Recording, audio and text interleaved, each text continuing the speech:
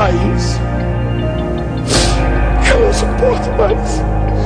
Eu não tenho dormido mais. E essa água em vinho?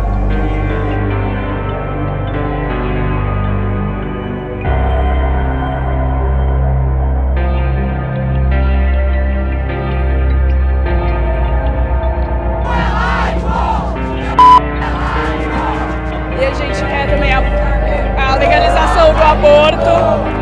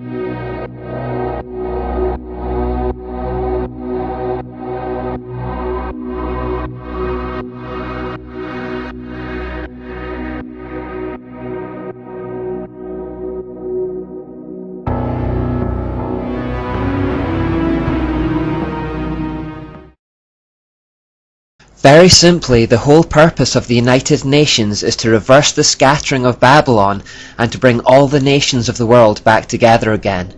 When we think about the aims of the United Nations, we generally think about them as peacekeepers trying to create political peace and unity, but the scope of their intentions extends far beyond this. They want to unite the world spiritually too. That's because you can't unite the world politically until it's been united spiritually. We've seen that theme throughout history, but I'll add another layer to that later. Now, the United Nations, as we know, is a successor to the League of Nations that was initiated after World War I in 1919 to promote international cooperation to achieve peace and security. It was during the Second World War on 1st of January 1942 that the name United Nations was first coined by illuminist Franklin D. Roosevelt. 26 nations came together to pledge their commitment to continue fighting against the Axis powers of the day. 3 years later, in 1945, as the war was ending, representatives of 50 countries met in San Francisco at the United Nations Conference on International Organization to draw up the United Nations Charter. It was signed on 26th of June 1945 by all member countries and then later by Poland, who became the 51st member state. The UN officially came into existence on 24th of October 1945, and every year on this date it is celebrated as United Nations Day. So what about this charter then? Well, it copied heavily from the original charter drawn up for the League of Nations. This original charter was heavily influenced by Arthur Balfour, who we have met already as the one who handed Israel over to the Rothschilds. Balfour, apart from being British Prime Minister at this time, was a member of a number of occult groups, including the Society for Psychic Research, or SPR. Activities for this group included the holding of seances and attempts to communicate with the dead. He was also responsible for initiating a group called the Synthetic Society, whose primary aim was to establish a synthesized one-world religion. He, along with Frederick Myers, a fellow member of the SPR, created the preamble of all religions. Balfour had such unusual character traits and behaviours that it coined its own term, the Balfour Manner. Amongst those traits was a lust for control and power, an aloof pride and constant restlessness and dissatisfaction. These are all character traits associated with Satan, and they hint at his influence and presence with Balfour. In particular, the constant restlessness is unusual and puts us in mind of one of Satan's most famous names, Beelzebub or baal-zebu, the Lord of Restless. Harold Begbie wrote about him in his 1920 book, Mirrors of Downing Street, saying, "He loves office more than anything this world can offer. Neither in philosophy nor music, literature nor science has he ever been able to find rest for his soul. It is profoundly instructive that a man with a real talent for the noblest of those pursuits which make solitude desirable in retirement and opportunity should be so restless and dissatisfied, even in old age. He loved power more than anything and couldn't find rest. His dabbling in the occult seems to have opened up the door for demonic influence in his life, and it is from this character, Balfour, that we get the first signs of the establishment of a one-world religion within a political organisation, the League of Nations. The United Nations that followed used various elements of the League of Nations as a template, and the nature of those pioneers that followed wasn't much of an improvement on Balfour. The two men who were largely responsible for writing the UN Charter were Alger Hiss and Joseph E. Johnson. Alger Hiss was accused of being a Soviet spy, charged with espionage against the United States, and of being a member of the United States Communist Party. At his trial he was found guilty of several counts of perjury and was imprisoned for the same. This was the man who became the first acting Secretary General of the United Nations. Joseph E. Johnson later became secretary of the Bilderberg Group, a secret Masonic society containing persons of influence in the fields of politics, banking, business, the military and media. I've pretty much sidestepped organisations like those, but if you do any research at all into this subject, you'll quickly come across that name. Along with Hiss, Johnson patterned the UN Charter after the Constitution of Russia and the Communist Manifesto. The Communist Manifesto was of course written by Karl Marx and Friedrich Engels, those whose ideas can be traced back to Plato and the Kabbalah through the Enlightenment and French Revolution. As a result of these connections, the Constitution of the USSR is said to be almost identical to the Constitution of the UN. The first official Secretary General, in other words the first leader of the United Nations, was a man called Trygve Lie. He was a high-ranking official of Norway's Social Democratic Labour Party, which was an offshoot of the Third Communist International. Dag Hammarskjöld was the second Secretary General, and he was a Swedish socialist who openly pushed communist policies. The third Secretary General, U Thant, was a Marxist. You get the idea. U Thant openly stated, "World Federalists hold before us a vision of a unified mankind living in peace under a just world order. The heart of their programme, a world under law, is realistic and attainable." This was backed up by most leaders of the day. Winston Churchill said, "The creation of an authoritative world order is the ultimate aim to which we must strive."